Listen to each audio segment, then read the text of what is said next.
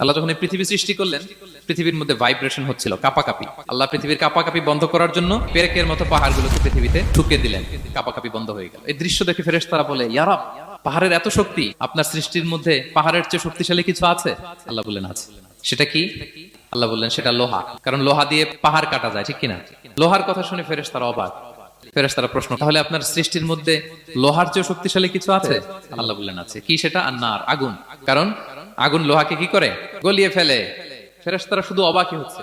ফেরেশতারা বলে, আগুনের চেয়ে শক্তিশালী কিছু আছে? আল্লাহ বলে আছে, আলমা, পানি। কারণ আগুনে দাউ দাউ করে জ্বলে ওঠা আগুনের মধ্যে পানি দিলে আগুন অস্তিত্ব হারায়।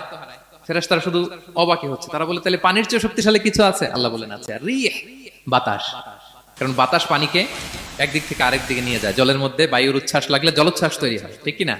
ফেরেশতারা আবার অবাক হয়ে বলে, তাইলে বাতাসের চেয়ে শক্তিশালী কিছু আছে? আল্লাহ বললেন আছে। সেটা কি? বলতেছে বনি আদম।